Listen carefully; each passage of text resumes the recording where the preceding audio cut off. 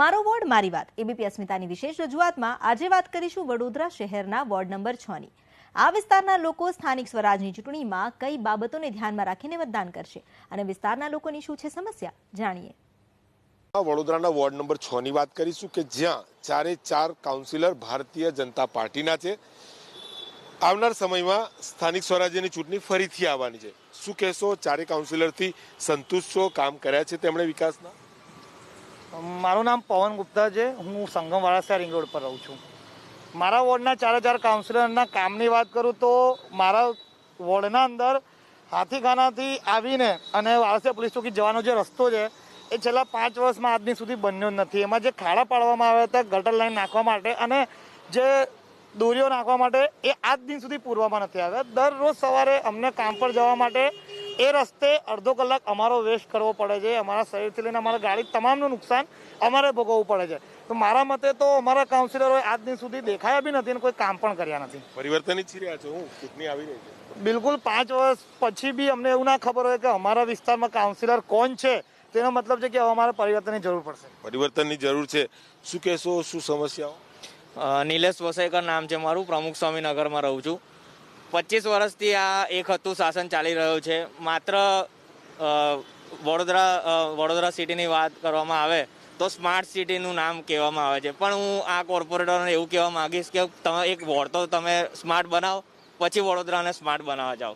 આજે એક basic need જે લોકોને હોય છે તે પાણી છે, ગટરની સમસ્યા છે, રોડ રસ્તાઓ સારા હોવા જોઈએ। તમે બેંગ્લોર સિટીમાં જાઓ, એમને આ કોર્પોરેટરને બેંગ્લોરના સિટીને અંદર બતાવવામાં મારું તો એવું એક માનવું છે કે તમે ત્યાંની સિટી જોવા જાઓ અને એ રીતના એના પ્લાનિંગ કરો। તમે બેંગ્લોર ગયા હતા વડોદરાના મેયર અને ત્યાં પાણી પ્રોજેક્ટ વિશે સમજાવીને આવ્યા? હા, પણ એ ખાલી સમજીને જ આવ્યા છે, પણ એનું જ્યારે પાલન કરવાની વાત આવે ત્યારે હાથ અદ્ધર કરી દે અને પછી ફરી ચૂંટણી આવી જાય છે। ચૂંટણી આવે છે, કામ નથી થતા, શું કહેશો? મારું નામ રઈસ પઠાણ। કેમ કે ત્યાં ખાડાઓ ટેકરા તમે બમ્પર જુઓ, પછી અમુક ઢોર રસ્તા ઉપર નીકળતા હોય એટલે પહેલાં તો એક્સિડન્ટ થવાનો ભય રહે છે। એટલે આ બધી વસ્તુની જોવાની વસ્તુ છે। અમુક કચરો અમુક જગ્યાએ પડેલો રહે છે, રોડ કેટલીક જગ્યાએ ખાડાથી ભરેલા જ છે। વરસાદની સિઝન આવે છે તો ઘણી તકલીફ થાય છે। એટલે એવું કહેવા માંગીએ છીએ કે આ કોર્પોરેશનની અંદર ઘણું જોવાની જરૂર છે। આ જે છે એટલે ઘણું જ ઓછું છે। શું આવે છે કાઉન્સિલરો કોણ છે, શું છે, કામ કરે? મારું નામ અતુલ સુરવે છે। મેં ગોસાઈ મુલ્લામાં રહું છું। તમે જે વાત કરી એમાં તો મને એવું લાગે છે કે જે કોર્પોરેટરો જે ચૂંટાઈને આવેલા છે એ મોટામાં મોટી સમસ્યા છે કે એ લોકો કામ નહીં કરતા।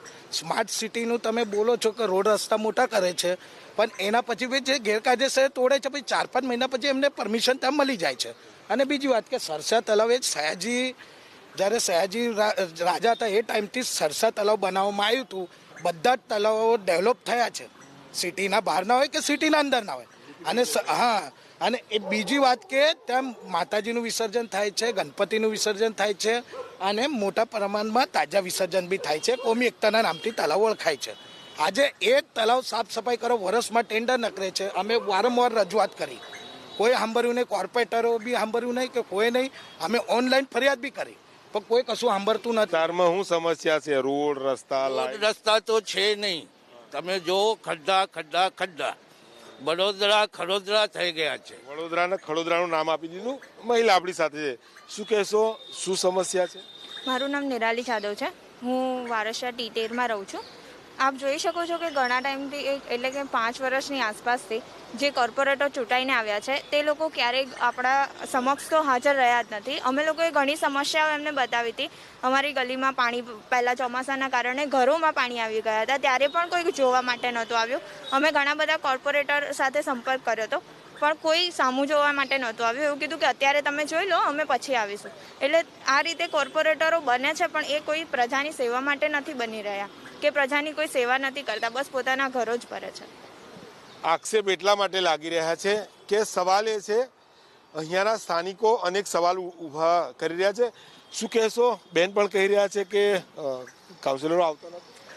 હું હેમંત આમરે।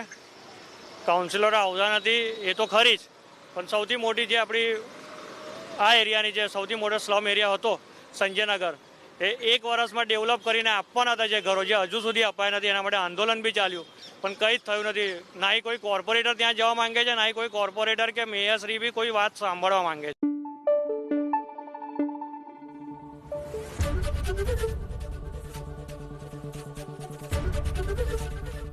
એબીપી અસ્મિતા, ગુજરાતની અસ્મિતા.